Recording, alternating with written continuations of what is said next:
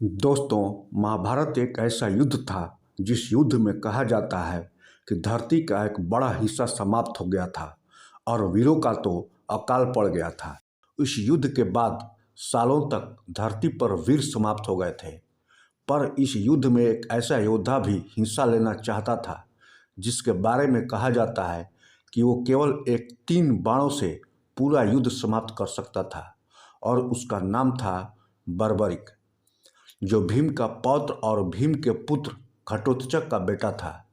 पर भगवान श्री कृष्ण ये बात समझ गए थे और समय रहते उन्होंने अपनी माया से बर्बरिक को रोक दिया और उसका सिर दान में मांग लिया।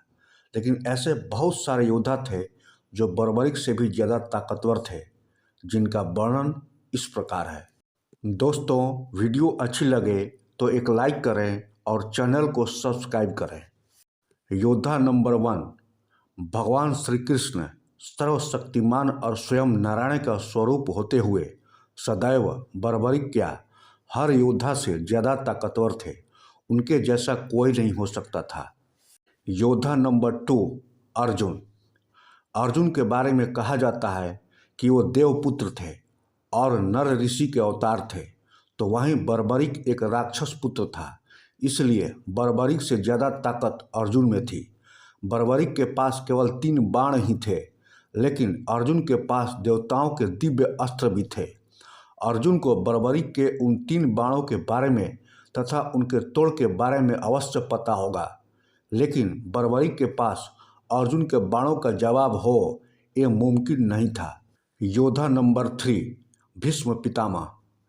भीष्म पितामह को हराना किसी के बस की बात नहीं थी, और वैसे भी उन्हें इच्छा मृत्यु का वरदान प्राप्त था, तो बर्बरिक युद्ध में पूरी ताकत भी लगा देते तो केवल उन्हें घायल ही कर सकते थे, और वो बर्बरिक से अनुभव, ताकत, युद्ध कौशल और शस्त्रों में श्रेष्ठ थे।